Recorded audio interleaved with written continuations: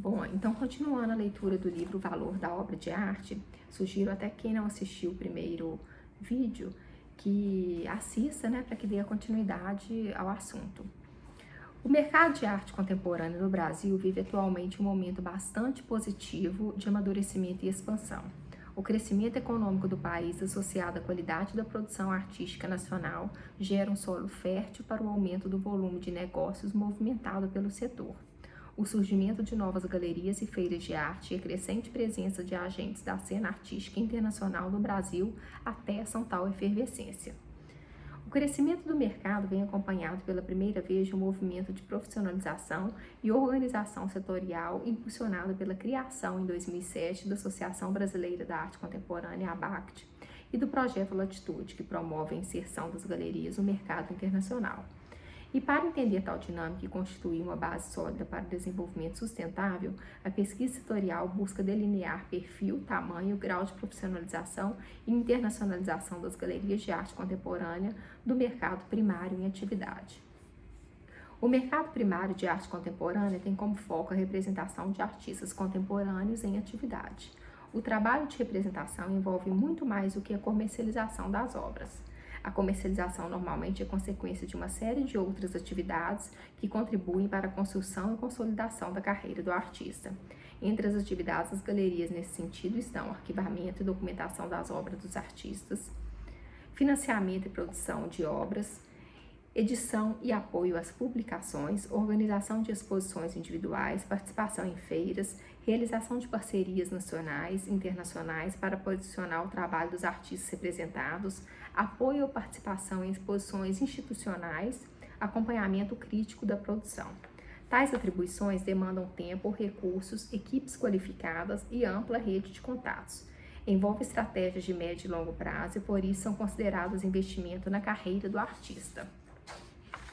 Assim, as galerias acabam desempenhando uma dupla função, econômica e cultural, pois não só comercializam as obras, mas também documentam, promovem, mostram, circulam, preservam e fomentam a produção contemporânea.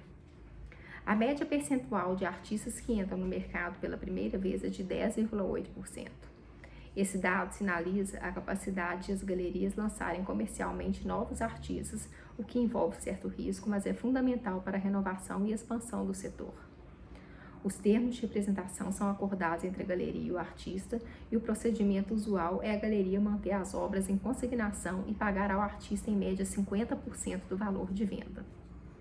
Aproximadamente metade das galerias ainda mantém acordos verbais com o artista, a outra parte mescla contratos formais e verbais.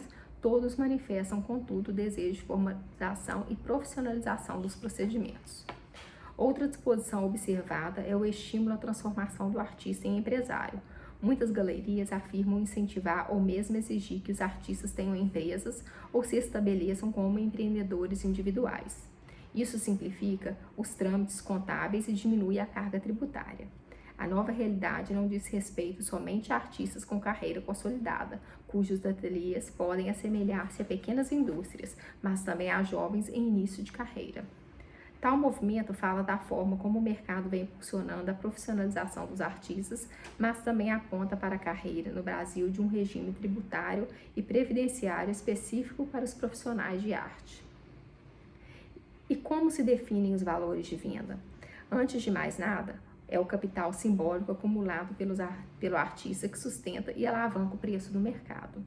Por isso, o trabalho das galerias consiste em fomentar simultaneamente a valorização simbólica e econômica dos artistas que representam.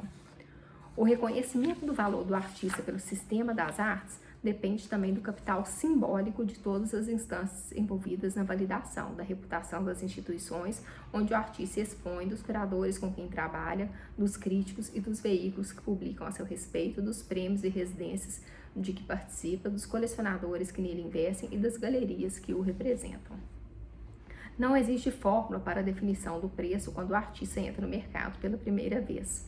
Embora alguns critérios sejam comumente apontados pelas galerias, considera-se o currículo do artista, reconhecimento institucional e da crítica, prêmios, publicações, e comparam-se preços com precursores e linguagens semelhantes em outras galerias. Uma vez que os artistas já estão no mercado, os resultados de vendas precedentes também passam a compor essa equação, assim como a demanda e a espiral de reconhecimento acima referida. Não há como sustentar o mercado no médio e longo prazo sem instituições fortes que produzam conhecimento, organizam exposições e publicações e comprem obras para o próprio acervo. No Brasil, de um lado, tem-se o mercado em plena expansão e uma produção pujante e internacionalizada. De outro, um quadro institucional extremamente frágil, incapaz de fomentar, exibir, refletir e, sobretudo, colecionar a produção contemporânea. Os motivos residem não só na ausência de recursos, mas, sobretudo, na falta de políticas de aquisição claras e coerentes dentro das instituições e na carência de políticas públicas consistentes para estimular melhores práticas nos museus e espaços culturais. Isso, aliás, explica o fato de a produção brasileira contemporânea estar muito melhor representada em coleções particulares no Brasil e no exterior e em coleções institucionais internacionais do que em instituições brasileiras. A diversidade de instituições internacionais que estão adquirindo obras de artistas brasileiros é bastante significativa. Algumas dessas instituições, como o MoMA, a Tate Modern e o Museu de Belas Artes de Houston, já possuem um corpo significativo de obras de brasileiros, inclusive de contemporâneos históricos como Mira Schendel, Hélio Oiticica, Lígia Clark, sem equivalente em coleções institucionais no Brasil. Dada a importância da inserção internacional para o reconhecimento da arte contemporânea, pode-se considerar que a produção brasileira esteja ganhando cada vez mais visibilidade e valor. Esse processo pode ser atestado pela participação dos artistas em exposições internacionais, publicações, prêmios, residências, produção acadêmica, representação por galerias estrangeiras, participação em leilões e entrada em coleções internacionais, institucionais e privadas. A inserção internacional da produção artística nacional, portanto, não é apenas resultado dos esforços feitos pelas galerias brasileiras, mas essas têm, sem dúvida, papel importante neste processo. Para validar a internacionalização de uma galeria, pode-se utilizar uma gama de critérios como a representação de artistas internacionais, parcerias estabelecidas com galerias estrangeiras, capacidade de negociação de exposições e aquisições por instituições internacionais, participação em feiras e comitês de seleção, portfólio de clientes estrangeiros e, finalmente, o volume de exportações.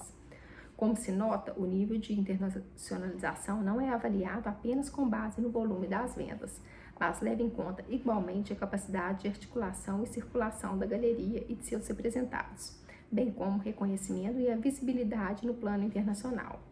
E uma coisa que é muito importante ressaltar é que as feiras foram apontadas como o principal cenário para a conquista de colecionadores de outros países. Além de concentrar em poucos dias grande volume de vendas, as feiras são fundamentais para o trabalho de promoção e relacionamento com colecionadores, críticos, curadores e instituições, assim como com outros galeristas e colaboradores, e são um lugar privilegiado para a prospecção de artistas. A participação em feiras de prestígio tem também papel fundamental na construção e consolidação da reputação da galeria. Por isso, mesmo galerias iniciantes almejam participar de feiras internacionais, embora somente as mais estabelecidas logrem entrar em feiras de maior prestígio, como Basel, na Basileia, em Miami, Hong Kong, e Frieze, em Londres e Nova York, cujo aceite é um selo de qualidade altamente disputado. Para participar de uma feira, não basta fazer inscrição e pagar a candidatura. A candidatura passa pela avaliação de um comitê formado em geral por galeristas já estabelecidos, que analisa a trajetória da empresa, a programação, o portfólio de artistas e a proposta apresentada. Somam-se a isso outros critérios não objetivos e não declarados, que dizem respeito à rede de relações e influência de que os candidatos dispõem, que podem ser determinantes na seleção. Um ponto importante também é que os colecionadores privados brasileiros não estão investindo mais, mas se tornando mais numerosos. Instituições consagradas como o MoMA e a Tate Modern contam com colecionadores brasileiros em seus comitês de aquisição, assim como de museus internacionais que cada vez mais procuram no Brasil recursos para viabilizar projetos. Ademais, a crescente presença de galerias estrangeiras nas feiras brasileiras indica a busca de oportunidade de negócio no mercado brasileiro.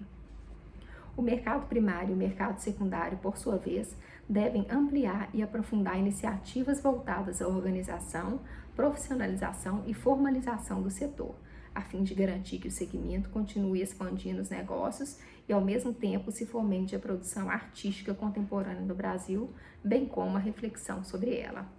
A construção de um sistema de arte sólido cujos agentes sejam profissionalizados, informados e contem com apoios diversos, públicos e privados, é a chave para que se possam enfrentar eventuais oscilações econômicas dentro e fora do país, assim como a crescente competição internacional.